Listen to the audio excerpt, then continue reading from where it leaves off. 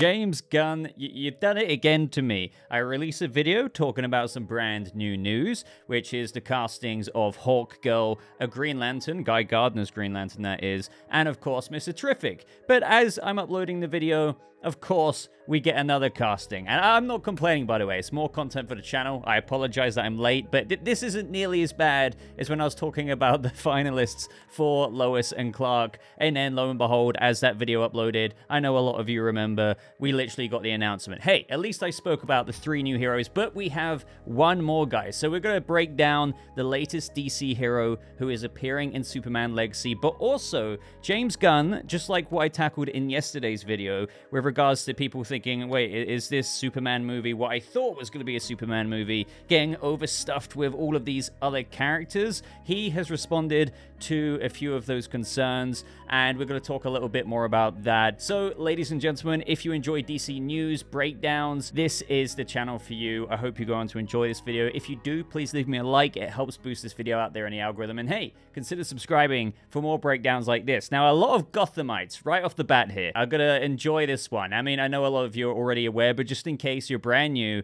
look at this. Superman Legacy nabs Barry star Anthony Carrigan as DC hero Metamorpho exclusive. So what is really cool about this, if you're a Gothamite, which is like one of the foundations of this channel, Fox's Gotham, I covered that for a few years. Well, he played Victor Zsasz. I know he's gone on to new heights like in Barry. Believe it or not, I haven't seen that, but I really love Anthony Carrigan. Like, again, he was fantastic as Victor Zsasz, one of the fan favorites, actually, of the show. But let's go over this report here, and then we'll talk about Metamorpho, what this means, what could be coming in the future, and the concerns, but also hype surrounding all of these characters being involved in Superman Legacy. So the casting comes after James Gunn's Man of Steel movie added Isabella Merced, which we went over yesterday, Eddie Gathegi, and Nathan Fillion to the call sheet. Go check out that video if you haven't already. So after finding his Clark Kent and Lois Lane, James Gunn is moving furiously to populate his metropolis with a bevy of other DC heroes for Superman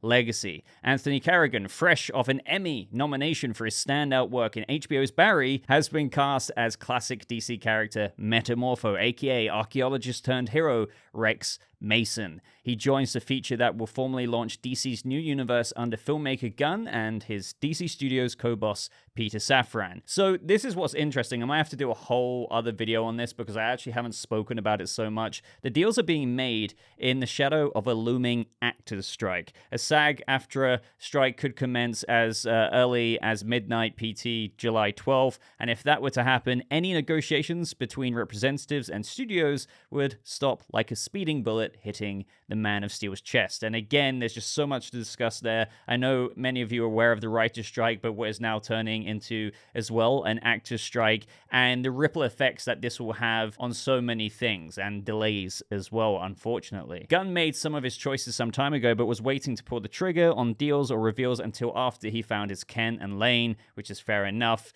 You know, obviously we're expecting Lex Luthor, Jimmy Olsen, Perry, all of these castings, but now with the actor's strike, and also other heroes of whom we're about to get into, we might be waiting quite a while for that, given the strikes. So screen tests for those roles were held only a few weeks ago, with David Corenswet and Rachel Brosnahan being announced as nabbing the leads on June 27th. And also, side note here, I love on Anthony Carrigan's Instagram, we have everyone replying like James Gunn, Rachel Brosnahan being like, can't wait, Gwendolyn Christie, we have Mason Alexander Park from The Sandman. Everyone is loving this casting, and I know a lot of you are as well. Anthony Carrigan, speaking with The Hollywood Reporter following his Emmy nomination, Carrigan, who has alopecia, explained that he had Metamorpho on his radar before getting the role, which is really, really cool. And he goes on to say here, I like comic books, but I'm not a diehard. But I did, when all my hair fell out, go through the kind of pantheon of all of these bald superheroes and supervillains and made note of all of them. I remember seeing Metamorpho, and I think he had like a giant like hammer for a hand, and I was like, that guy is badass. Noted. We'll store that one away. Carrigan said that playing the character is meaningful as a member of the alopecia community. This character, from what I've learned, version of the source material, he didn't like the way he looked. And I can really relate to that. And that's true. Like, he tried to like get rid of his powers when he first got them before eventually going on to embrace them and go out there as a hero. When he got his powers, he thought it was a curse. That's something that I really felt as well. In my case, I turned it around and saw it as a blessing. So I'm excited to bring that to the table with this character. Again, I think this is such a fantastic casting. I love hearing Anthony Carrigan just talking about his experience with alopecia, how he can relate to Metamorpho there, and what he can bring in to that character with that relatability. And also, it's just going to be interesting because I assume that when we see Metamorpho in this movie, just like the other characters, Hawkgirl, Mr. Terrific, and this isn't confirmed, by the way, but maybe they're all a ways into their superhero careers as well. Just like how Superman, this isn't an origin story, it's by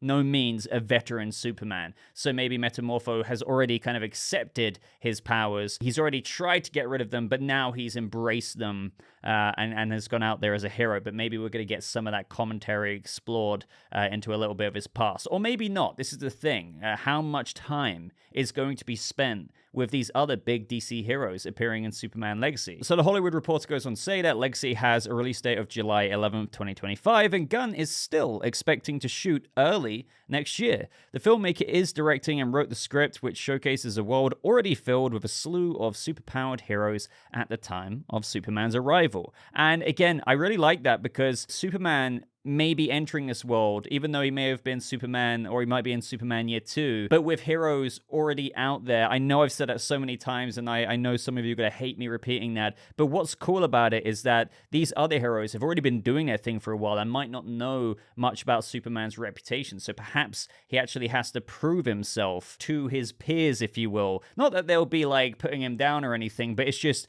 fascinating that Superman isn't one of the OG superheroes. They've actually been out there for a while, and now they're looking at this guy being like, oh, who's this new guy on the block, this Man of Steel? But one day, like 10 years from now, everyone will very much so know about Superman and respect him as actually one of the pillars of their superhero crime-fighting community. So I really dig that vision. So for those of you who don't know, the Hollywood Reporter go on to give a little character description here of Metamorpho, created by Bob Haney and Ramona Fradon in 1965, can transmute elements in his body into various forms, taking those properties on as powers. After first being an archaeologist, his abilities set him on the path of heroism. He later became a detective and a founding member of the supergroup known as the Outsiders. The wonky look and abilities of the character seem to reflect Gunn's well-established love for off-center characters, whom he finds unique ways to highlight and who go on to be scene stealers or emotional cores. So for me, this is great news. I honestly am looking at this very optimistically, but as I said in yesterday's video, I completely understand those who are, I would say, apprehensive about these characters being announced in the Superman movie, because again, just if you're not caught up with what the consensus is among some people online, they're concerned that Superman Legacy, of which they thought would be like a very much so Lois and Clark movie, is being filled with all these other DC characters, and it's like, well, is this really a Superman movie? We went over some comments that Gunn responded to yesterday on his Instagram threads. That's where he's most active now. He's kind of dipped out of Twitter a little bit. He's still active on there, but he seems to be doing his answering on like Blue Sky and Threads. So we've got some more interesting responses here. So first up, we have this user saying, another great choice. Couldn't agree more. One of my favorite castings out of all these new castings for Superman Legacy. But can you elaborate a little more on how including all these heroes is going to help tell Superman's story in this movie? So James Gunn says, we're entering a world where superheroes exist. And that's true, right? And have existed for quite a while. They are a part of one side of his world, just like Lois and Jimmy are part of another. So let's break that down for a second. Quite literally, this new DC universe that is being helmed by James Gunn and Peter Safran, yes, is keeping some DCEU characters from the previous canon, has been a universe in where you've had probably Alan Scott decades and decades ago, all these other heroes, so it's not like a new thing when superheroes pop up. Ironically to say, though, Superman was probably a new thing for Metropolis, but Metropolis or Lois and people, citizens in Metropolis, probably know about the Batman of Gotham City because he would have maybe have been, well, most likely have been around longer than David Corenswet Superman. Maybe Guy Gardner's been around for a while. Maybe Hawkgirl and Hawkman or even Mr. Terrific have been around for like 5+ years. That's nothing confirmed once again, but I'm just trying to say superheroes have existed for a while, whereas David Corenswet Superman is not necessarily the new kid on the block, but has only been doing it for a couple of years. So the latter of this comment here, they're a part of one side of his world. That is very true. Superman has his reporter life, his life with Lois, and obviously I'm guessing that they're not necessarily in a relationship. They might be. She might know he's Superman, she might not. I'd prefer the latter and that to be longed out just a bit. Don't tease it for too long, but don't forget, this is a 10-year plan, and this is early in Superman's career, if you will, both reporter and Superman. So I do want an organic unveiling there if it hasn't already been unveiled. But I'm already going on another tangent. But he does have a whole other side to his world that Lois gets clued in a bit more. But even when Lois is clued in, he still has this relationship with other heroes out there. So even when he's in Superman mode, sure, we can see him saving people. We can see him saving the Daily Planet logo from dropping onto the Metropolis street. But we haven't seen it so explored before. It has been explored before. I'm not saying it hasn't. But in this depth of where, hey, what if he just flies over and it's like, oh, hey, Guy Gardner, hey, Hawkgirl. And they might already kind of know him. But he expands here with some other things. So I think this one was taken from either Instagram or Blue Sky. It doesn't really matter. But somebody said, I thought, once again, this was a movie about Superman. Gunn responds. And this is very true. It's a very similar response. Superman is a man of two worlds. Clark with Lois, Jimmy, and Perry, and Superman with his meta-human compatriots. How could I tell a full story about Clark/Superman without including all areas of his life? Now, you could kind of argue against what James Gunn is saying now with how, well, you could still tell the Clark, Lois, Perry storyline whilst also showing and telling the Superman side of his story through him just saving people like we've seen in Superman Returns or other movies. But it seems that when we're going to go into Superman's scenes in this movie, I'm sure, obviously, we're going to see him saving a certain situation like a day in the life of Superman. But when it comes to like the main villain or whatever else is going on, you're not just gonna like see him tackle the main villain in the movie, but there might genuinely be some like building of rapport with other characters. Like Superman can travel all over the world, right? So it'd be pretty cool as we're jumping into this new universe in this first DC Studios made movie, in where James Gunn kind of wants to set up not only a Superman movie, but quite a bit of exposition, world building, other characters, in where I don't know what the scene will be, but there's just a bit of synergy there that establishes to the audience that this world, believe it or not, even though this is like low-key, not the first project, because that's Creature Commanders, but you get what I'm saying,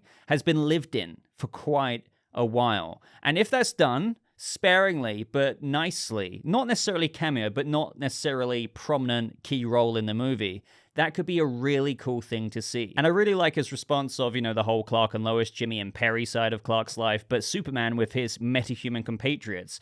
This doesn't confirm anything, but you could maybe read into that and be like, well, maybe he is already familiar with some of these metahuman compatriots. They're all on the good side. They're not like the Authority, where they're kind of doing anything by any means necessary. They have kind of good reputations, and obviously they learn about Superman and vice versa. And maybe they have already a low-key established relationship there. And again, I don't expect the Justice League to be a thing right at the beginning of this DCU, but what I have said, if you've watched my videos before, the DCU discussion series, in that there could be an organic flow up to that. It doesn't mean that these other heroes don't know of each other and Superman doesn't know of these other characters, but they're not necessarily a league yet. But that can happen year 4, year 6 into Gods and Monsters. Who knows? But again, I do like that we're exploring this relationship he has with other heroes. One thing I would like to know is, does he know of Batman?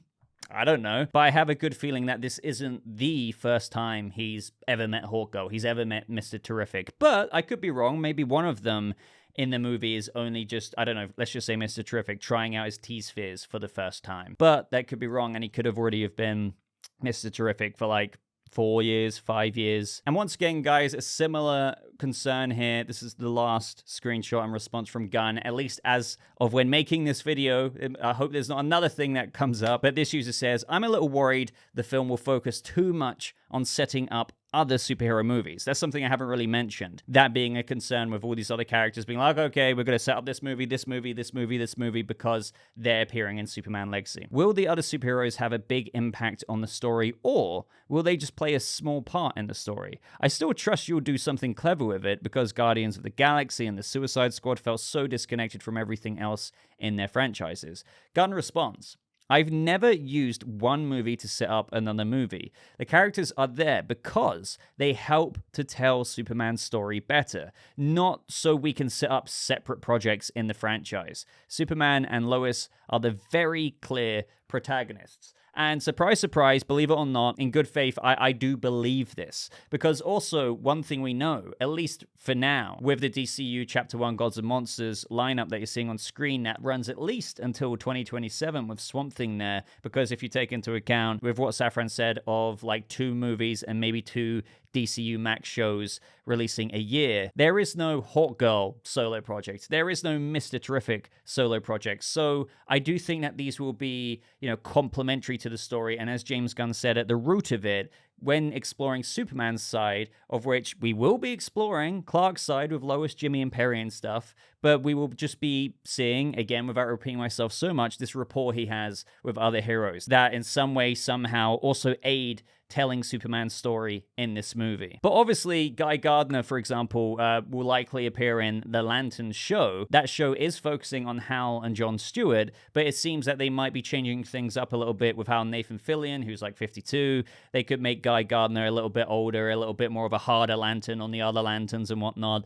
We'll have to see. And then again, every DCU character like Mr. Terrific, Hawkgirl, and whoever else, like Metamorpho here, could appear in other projects. And I have no doubt of that. Again, it all comes back to how this universe we're going into has already been lived and breathed in by other heroes. And I do like that a lot. Now, even though we've had a few castings, Metamorpho, Hawkgirl, Mr. Terrific, Guy Gardner, it makes you wonder, and a lot of people are speculating this, are we going to get the Terrifics? But again, we don't really know because, of course, we've got more Superman Legacy castings to come, but the strike is going to delay that for quite a while, which is why we could have got quite a bit of these announcements right before, just to kind of seal that in before the strikes fully commenced with the actors. But considering Metamorpho, Mr. Terrific, are in the Terrifics team, we could be getting Plastic Man. A lot of people expect that anyway. Maybe Phantom Girl. I'm not saying they're all going to appear in this movie, by the way, but you never know. And all of this as well is going back to that picture that James Gunn posted on the 29th of March, where you can see all of these characters, and it does make you think, and everyone was saying this at the time anyway,